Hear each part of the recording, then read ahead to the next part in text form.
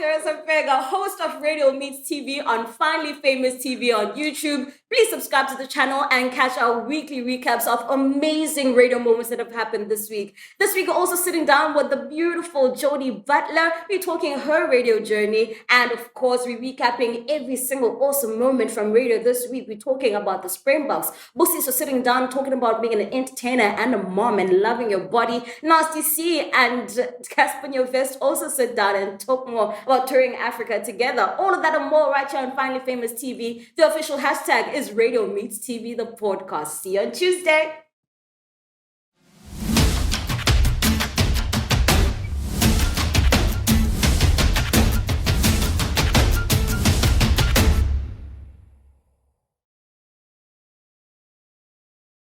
Welcome to another episode of Radio Meets TV. My name is Clarissa Mfeka, your host for this second season of this amazing show. We are definitely fans of radio. We Radio Meets TV. That is why every single week we recap some of our favorite radio moments that have happened. And of course, we sit down with an amazing, really cool, legendary radio presenter. We sit down, chat to them about their journeys. We do this every single week right here on Radio Meets TV. Don't forget to subscribe to the channel, Finally Famous TV. Catch us on social media as well, Sikon, and you can find us at Finally Famous SA, Finally Famous World on TikTok. And please tag us if you see any radio moment worthy to be featured on the show. We'll definitely do that for you. Now, let's get straight to this week's recaps. I mean, whether you're looking for entertainment, information, or just a companion for the day, this is exactly what radio delivers to us on a daily basis. And we also love it when people and artists, celebrities, share their lives with us through radio.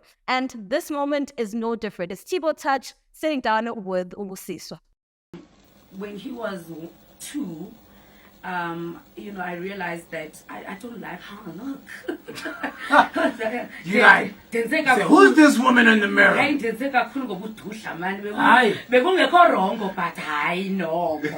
So feeling very heavy also made me feel very heavy inside. After having a baby as well, feeling like I can't carry myself the way I used to. Come on. I can't move the way I used to. You start thinking, maybe I don't even command this room. But it's only inside yourself, you know what I mean? And then I had a son. So, activity. Amen. So it started becoming important for me to take control of my body, because I want to be, first of all, the kind of mom who goes hiking and biking, especially as a single mom, who's able to be actively involved in my son's life. I don't want to be too tired or too dreary to go to. I'll join you.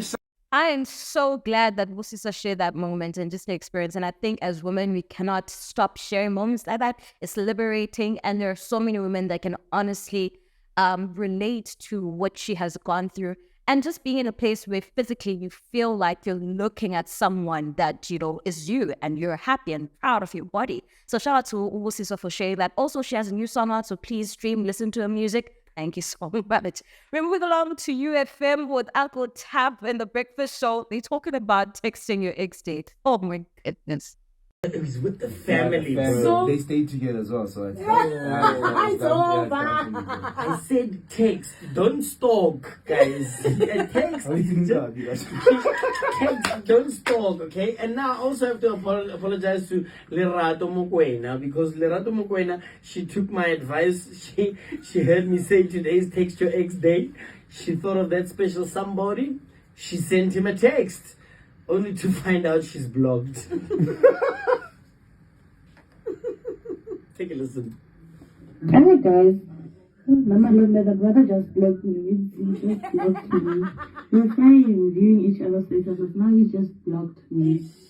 He just blocked me. Umblokile brother. Kukile kara cheka umblokile. Umblokile. Bese malume umblokile. Blokile.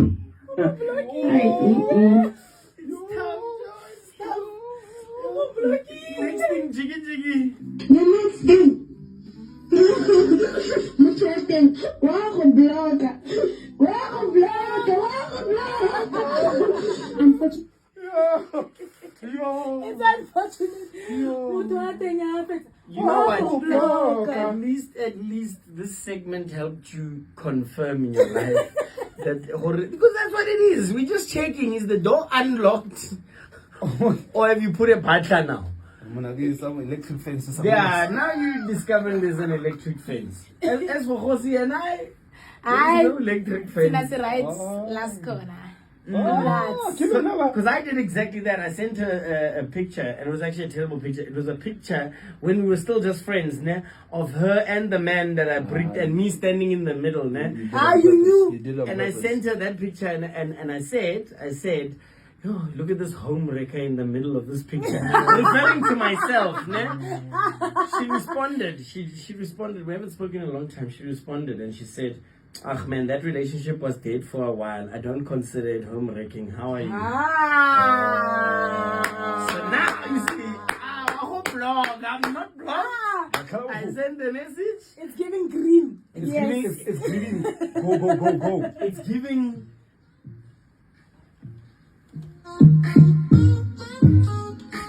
That was You Breakfast on UFM with Uncle Tap, weekdays 6 to 9 a.m. First of all, gosh, like December, why are we texting exes? Like that day should just be abolished. Cancel the day, all right? So one of the things that I don't want cancelled, my favorite new formed duo, Two-Faced, okay? Jo-Dee P was sitting down with Umam Lady D Koza on Ukhozi FM. This is what she had to say. And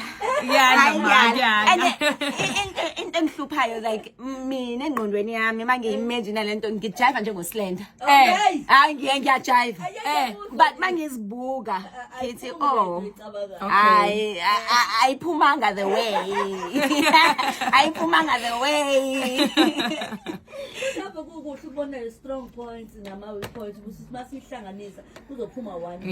Naye same thing ukuya kuza kuwena kumfakela something abona ukuthi yabona it's your band le. Ngimtshelile uSlender ngathi you know the best thing to do when we're collaborating is not try to mimic each other. Faneke sibe yilento esiyiyo because ukhona umntana ohleze lamuntu ohlezi eJoburg umuntu nje ku audience osabayo ukuphakama but makakubona uyazibona kuwena. You know, so representation is very, very important in every industry. Someone must be able to look at something and know that it's possible. So angeke siforce but into mina engiyaziyo ekugcineni sizo DJ sijayivisa abantu sidlale kamnandi and I don't want abantu ba question i-professionalism yaka Slender when it comes to dancing because she's one of the best, you know what I mean. At the end of the day, as long as the craft is good, everything else we have to have fun and enjoy because umuntu usuke endlini. Now, I have so much to say about Two-Faced. Number one, I'm a fan. You know what? Because they've prepped. I mean, the whole ensemble, the way that they look visually, you can tell. They have an opening sequence where I think that's so cute. Plus, the combination, Otsuli is definitely not a dancer, as she's also said. And Slender is a dancer. So for her to actually go out to the crowd and, you know, like, I love this combo. I want to see them grow. Shout out to Jo-Dee P and Slender, the dancing DJ, for coming together and creating this duo, this moment. I think it's absolutely lovely. Now, let's move along to quizzes. Now, what is a radio show without a quiz? Just to get the blood flowing, you know what I'm saying? Just to keep you thinking. Just to, you know, thinking to yourself, Ibo, come on, how could you not know this answer? Let's listen to what this particular caller had to say. So here are the rules. I'm going to give you 30 seconds on the clock. And then 5 questions. Answer them as quickly, but ideally correctly. Right? Dun, dun, dun, dun, dun. Then, if you do that, I can give you 3,000 Rand. If you don't know an answer, you shout skip. If there's time, we come back. Okay? So like, you know, you need to, like, think quick, act fast. Okay? Okay. Are you ready? Come on, bro. Okay, let's go.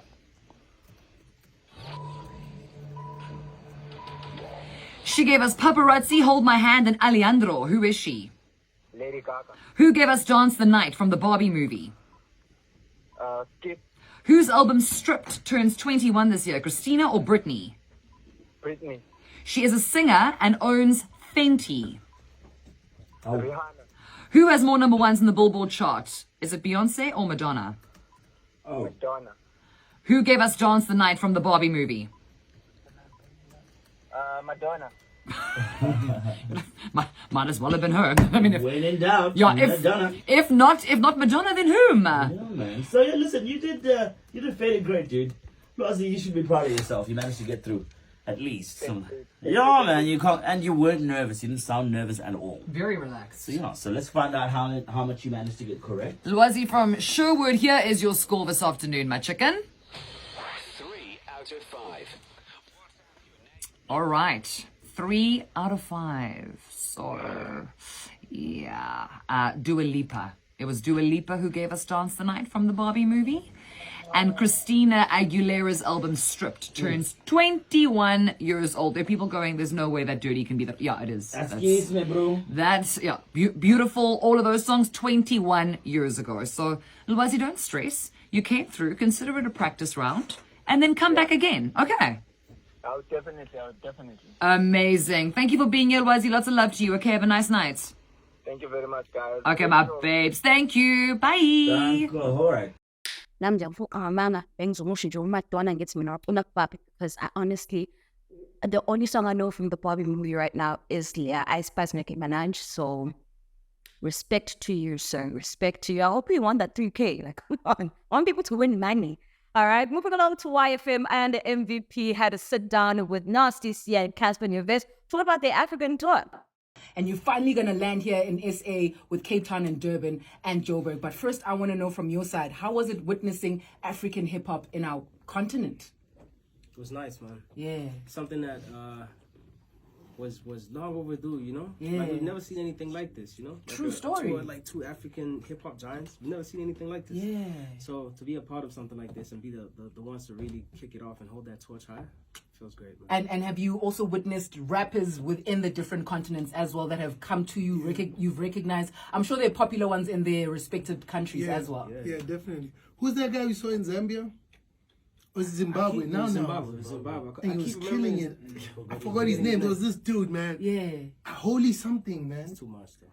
He's really too much. Like, it's so dope to see, like, guys in their different pockets, like, doing their thing, you know? Because, like, you kind of, like, focus on what's happening here in America. Yes. You know, that's all. So, but it's dope to see other guys, you know, killing it. There's another guy who's just a bit too much. I think if anything that I wish for every single South African is to honestly have an opportunity to tour and just experience Africa as a continent. And I think music is also such a beautiful way to achieve that. So shout out to Nasty C and Casper Nyovest for going on that tour, just soaking in the culture and the experience of being in other countries within Africa. There's definitely something to learn and something to absorb there. So shout out to them and then just continue flying the South African flag high. Let's move on to Thames. Thames has had a lot to say about being a graduate and obviously having this enormous, gigantic musical career. Check out what she said. So important for the audience too. As much as everybody loves you artistically, I'm glad you brought up intellect because you are a university graduate. I am. In economics. Yeah. Why do you laugh? Typical econ major. That's pretty impressive. Well, no, but it's important because you're not just like, I'm tripping and stumbling through life, right? You know, because there are many creatives who are kind of, you know, they've been creative their whole life and it's, you know, switching their brain from creative to the other side of the brain isn't a talent that everybody has, right? I mean, honestly, I don't blame whoever decides not to go to school. Oh, yeah, for sure. Yeah, I feel like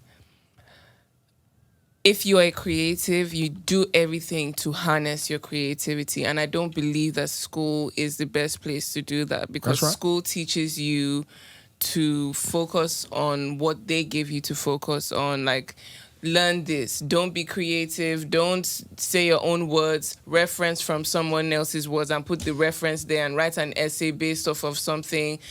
You know, do statistics and do math. But how does that actually have anything to do with your gift?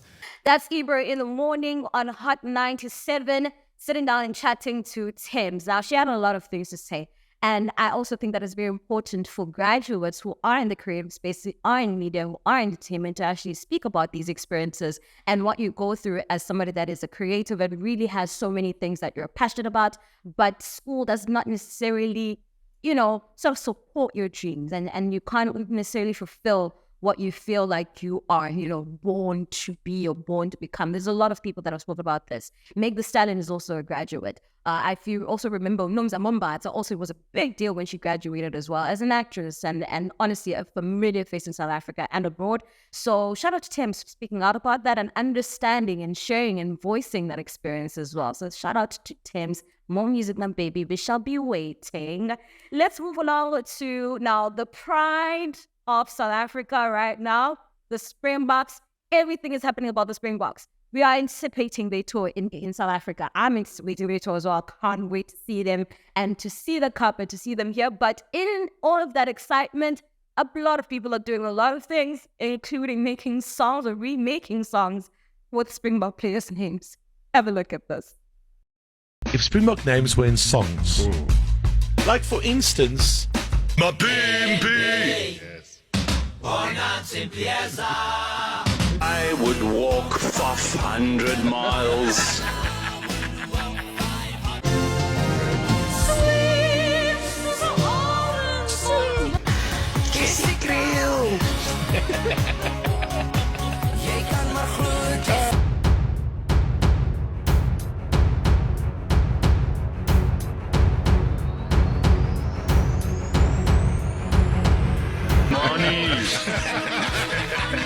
Rassie, a bad moon rising.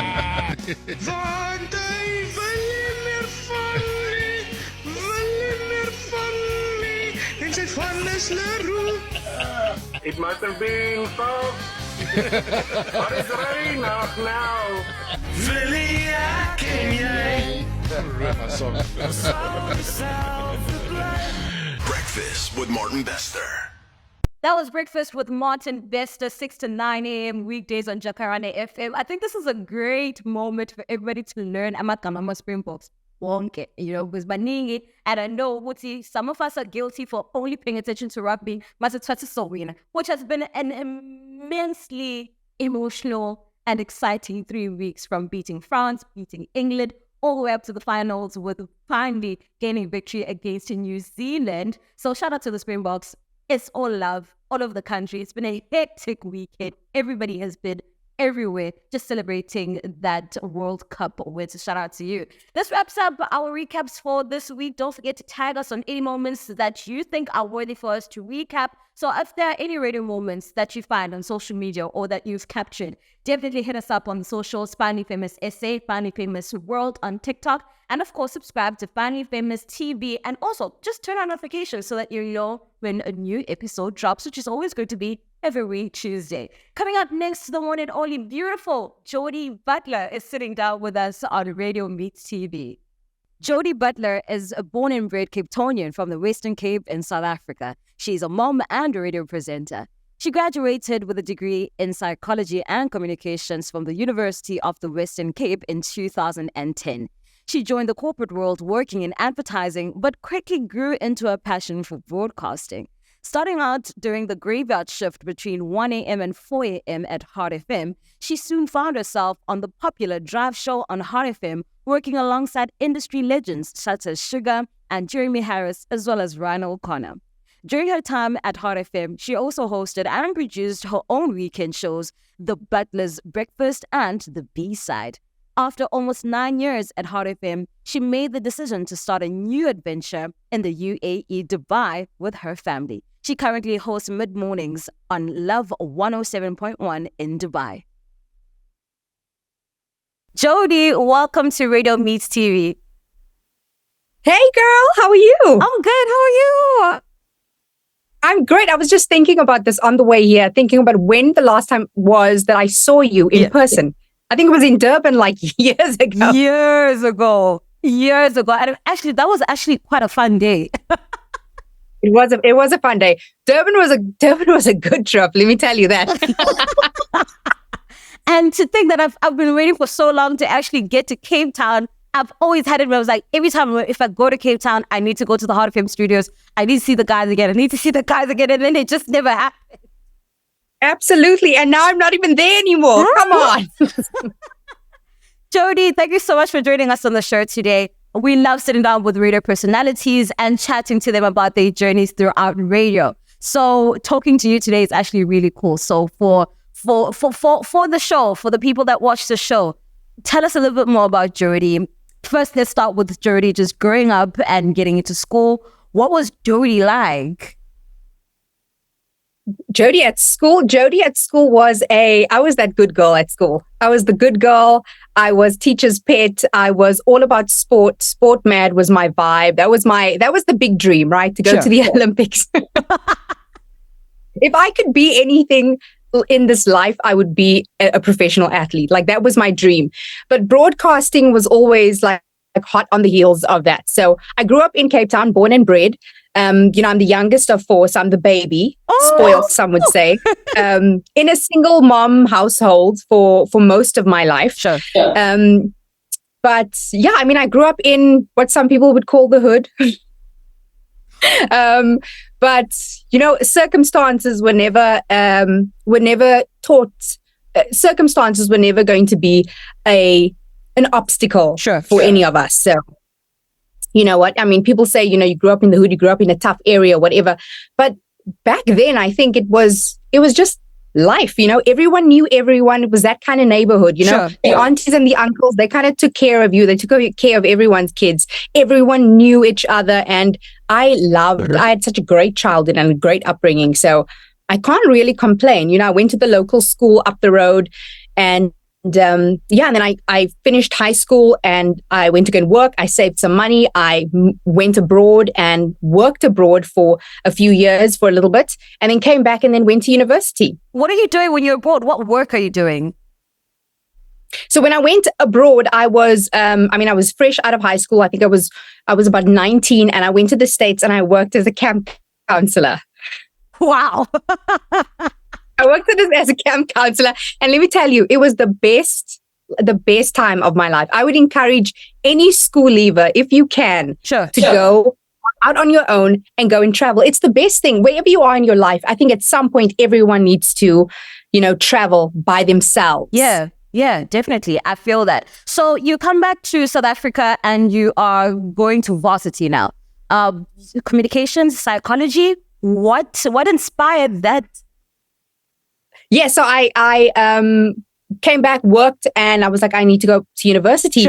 Got into university and I did a degree in psychology and communications, and not really knowing what it was that I was going to do. But when you grow up with a mindset and a family that tells you need to get an education and you need to have something to fall back on. So that was kind of the mindset. And once I finished university, I then went to work in the corporate world. But this, that pulling and that yearning for a life of broadcasting was always there. But it was just in my mind, this industry that was so temperamental and it wasn't for everyone and it wasn't stable. So I did what I thought was the level-headed thing and went into corporate. And then did you enjoy corporate?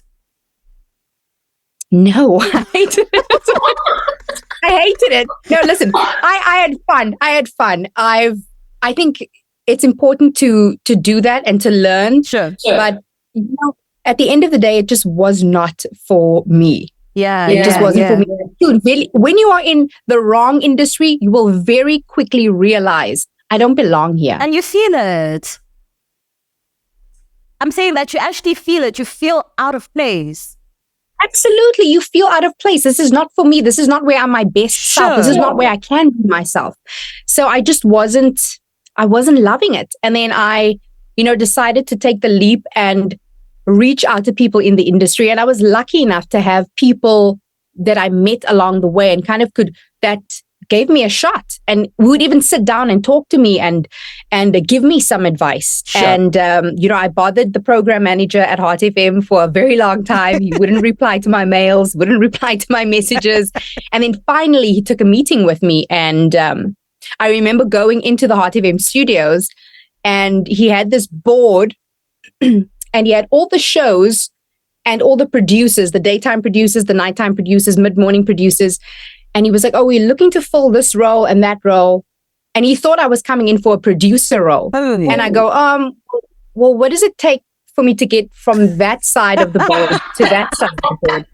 And he goes, "Oh, you want to be on air?"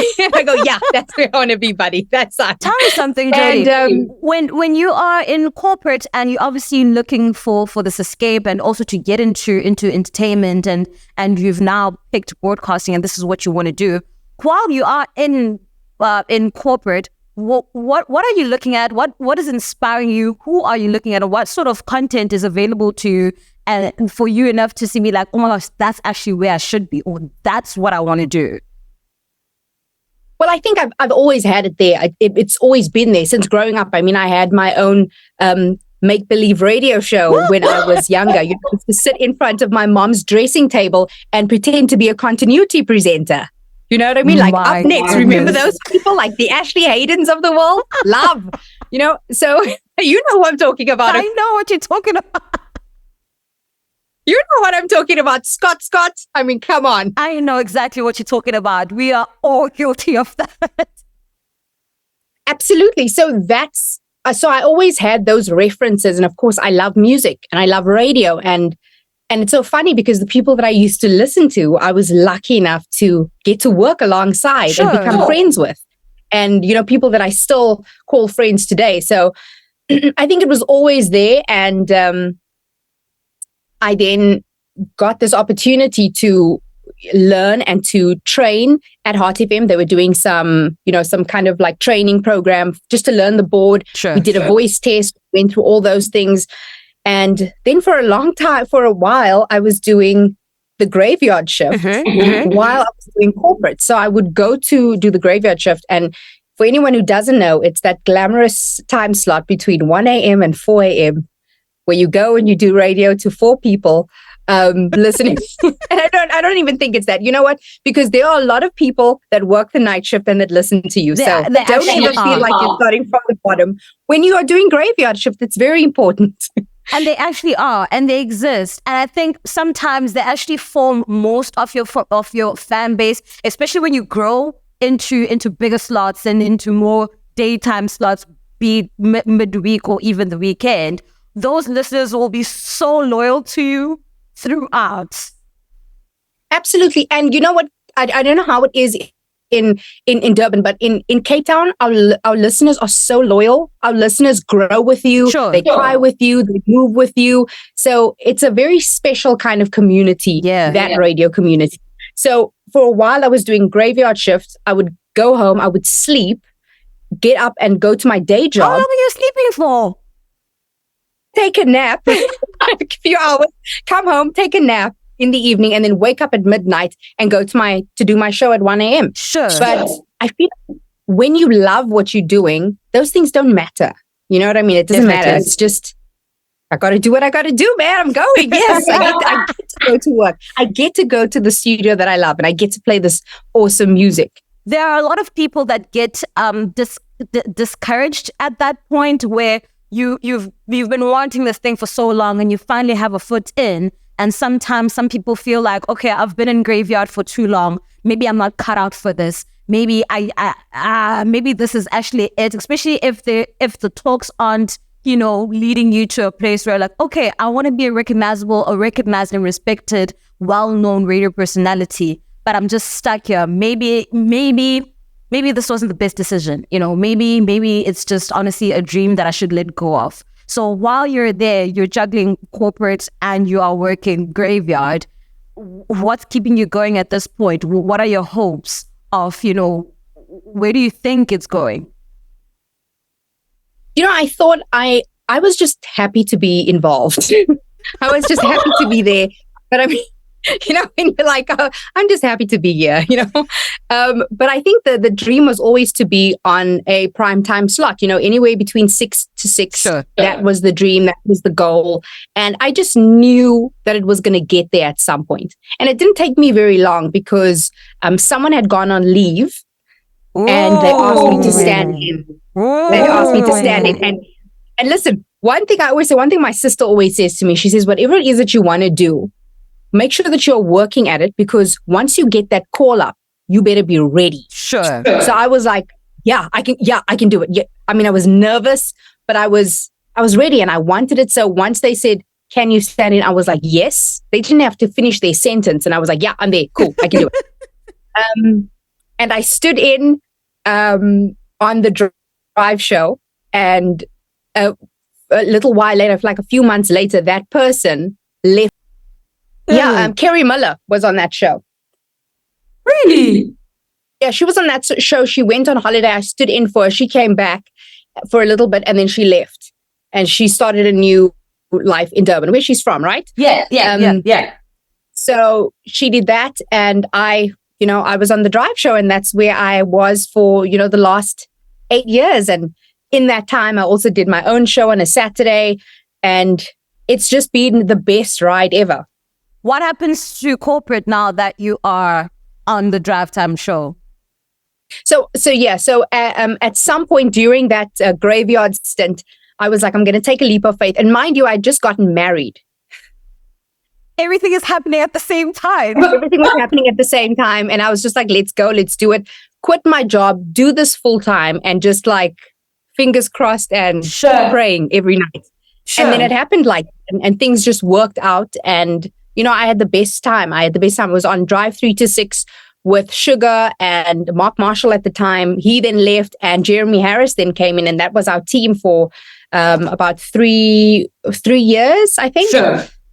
And then things moved around, and then Ryan O'Connor came, and I was with that team with the boys for the last 3.5 years, which was probably the best time I've ever had on air in my professional career. There's not a lot of people that get to experience radio like you and I, working with a team of guys. There's so much that happens behind the scenes, and just the general environment of working with guys. I've also had experience of working with two guys at the same time, and it is a lot. You have to be the mom, you have to be the little sister, you have to be stern, and at some points you just honestly know that they've got your back no matter what. What has your experience been like? Do you know what? I honestly, working with Jeremy Harris and with Ryan O'Connor was the best time I've ever had. The two of them are nuts. Like, Ryan O'Connor is a crazy person. He's a crazy person. But I love him. I've never met someone more generous, more creative, more innovative, more, he's honestly the best human being, and one of those people that will do anything for you. He's the guy that you ask, listen, I need this thing for my car. I know a guy. Don't worry. Let me call my friend. I know a guy. He's that dude. He's that dude. You love him. And Jeremy Harris is like my dad, brother, best friend and confidant, the person that I can talk to about anything. He's just like my bestie, and I just love him, and he became family, and our families, are close. Sure. So I just feel such a great protection when I'm with him. And so I've always felt good when I was with him, because I knew that no one could touch me. You know what I mean? I was always going to be safe. They were always going to look out for me, and they were always those people that were pushing, and whether you are doubting yourself or not, they're always going to remind you that, you're good at this. You're good at this. You can do this. What are you worried about? You know what I mean? So it's so great to be in that kind of environment. And then also, these are guys that have been in the industry for years and years, and I still feel like a newbie in the industry. So Sure. I got to learn. I had this privilege of learning from them. For sure. Tell me about the brand Jo-Dee. I think we the way that in the era that we have grown up and come up in radio and established our brands in radio, once you got to that point, you're on the Drive Time show. Now people, obviously you're going to be highly recognizable. People are definitely going to know Jo-Dee.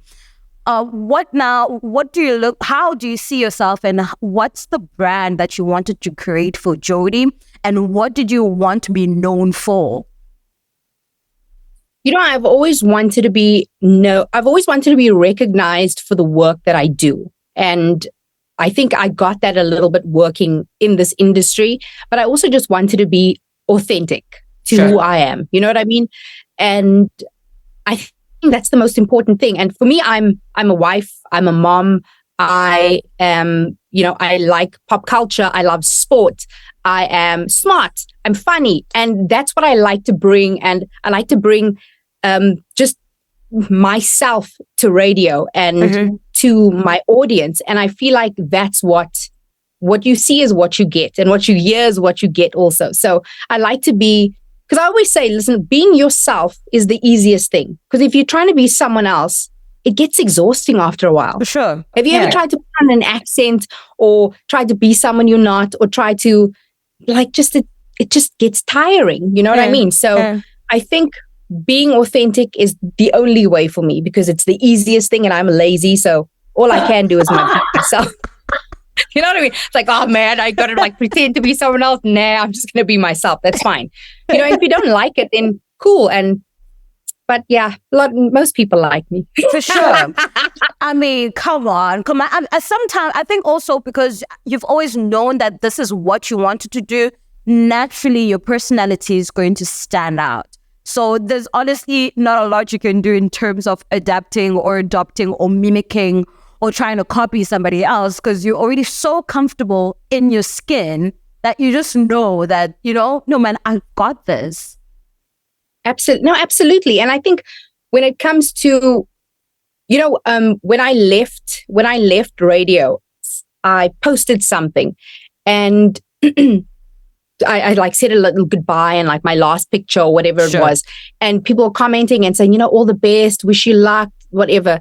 And someone I worked with, Lunga Singama, great broadcaster, and he left a comment on there, and he said to me, all the best, Jodes. And he said, you gave a good account of yourself on the airwaves. And I remember sitting and looking at this comment, and I was like, yeah, I'm glad. Like, that was such a big compliment to me, because I do give myself, and the fact that someone else can recognize that, I think I feel like I'm doing an okay job. For sure, yes, definitely.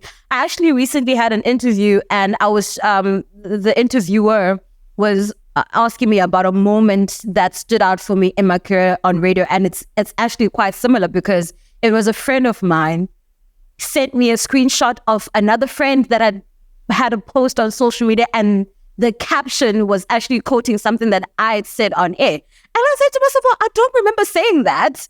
When did I say that? Because you say so much, and you honestly leave so much of yourself behind the mic, and it's inevitable for you to actually forget. But whenever you go back to moments and circumstances that you're in that moment, the best side of you will always show up, because you're authentic, and because you're speaking a language that is familiar to people, because it's real, and it's real to you as well. Absolutely. Because you know what? People are always going to see through something that's fake. People are always going to feel something that's authentic. So just, go with that. Sure. And that's the thing. You like you were saying, you never know how you are going to impact someone. You never know how you are going to touch someone. You never know how you talking about something is going to resonate with someone. Sure. And like you said, someone coming up to you and saying something like, you said this thing one time, and you like, I don't remember that. But these are how powerful your words are, and what an impact you have. So, you have to use your voice wisely. For sure. Now, let's move. So you've been with Hot FM, and you've made your exit, not just in radio, but you're actually relocating all the way to Dubai. Take me through that experience, new country, totally new experience. I know your family is with you as well, so at least there's some sort of comfort and familiarity. It's not all foreign. So what's that transition like? What is the move like? And what are your expectations? Listen, it's been a ride. It's been a few months now. It's been 9 months, almost 10 months. Sure. And it's not for the faint-hearted, let me tell you that. Anyone who tells you that they've moved countries it's a lot. It's just a lot, because you have your support system, and then in a professional capacity, you also have your network, which I don't have yet. So now, you come from a place, you come from having a certain career and reaching a certain level where people know you, they know what you can do, they know your work, they're familiar with you. And I can call this person, I can ask this, but I don't have that. I don't have those people. So no one knows me. So now I'm kind of needing to start all over. hey, this is me, this is what I do, this is what I can do, give me a shot, you want to, so it's that's the number one thing. And then, not having your family around is difficult sometimes. Yeah. But we've always wanted to live and work abroad. Sure. And I think once the opportunity came, we were like, yeah, let's go. Because if not now, when? You're going to put it off when the best time is never going to come. So we wanted this new challenge, and we are being challenged. Oh my goodness. But it's good. It's been great. My daughter's 5 years old. She just started school for the first time ever, and she loves it. And I think what makes it so much easier for us is the fact that she's like thriving. She loves it. Yeah, she's having the best time. So that's been good. Sounds so awesome. That sounds really awesome. It really is awesome. Yeah. The UAE is really a special country. There's, I mean, it's like efficiency, like on another level. And as a South African, sometimes you're like, is that how things are supposed to be done? Yeah. There are rules and people just follow them. What? Right. So it's just, so it's a lot of like, differences, but for the most part, it's been really good. Do you think if you were to come back to South Africa, you would have more to offer with your experience now abroad? I think so. I think it's always great to kind of extend yourself, learn, put yourself in a position where you haven't been before. Because no matter where you are, in any different situation, you're always just going to take away a lesson, right? You're going to learn something new. You're going to learn something new about yourself. You're going to see something you haven't seen before. And so I think whenever you're coming back to a place and bringing more knowledge with you, it's always going to be positive. For sure, definitely. So, wow, Jo-Dee, you've been through all of it at this point. Tell me about Jo-Dee's interest. I know that at some point you thought you were you're athletic and you thought maybe I could do something with this. Nothing happened. Other interests that you have and have explored as well. You've done corporate, you've done the broadcasting. Tell us a little bit about the acting. And do you model, Jo-Dee? I mean, yeah, I don't. No, I don't. No, I don't. I've done a little bit of acting and a little bit of commercial acting is what I used to do quite often in Cape Town. But I mean, that's like, you get called up, anyone can be a commercial actress, Sure, they're always going to need, any sort of, any person, any character. And that's what it was. And that's what I love to do. And I've done a couple of acting in, small parts. Because look, Cape Town has such a great climate. It's got such a beautiful landscape. So there's such a lot of international productions that get done, that get made in Cape Town. So there's always work for, South African actresses and actors. So that's always been good. But I think broadcasting as a whole has always just been my first love. And those are just kind of like little avenues that extend from broadcasting. How do you plan, or how do you hope to bring along your South African fan base that you've garnered throughout the years to where you are now? Look, I said to you, Cape Townians are probably the most loyal people ever. So even now, you still have people messaging me, hitting me up and saying, I see what you're doing. I'm listening to you from here. Or where can I stream?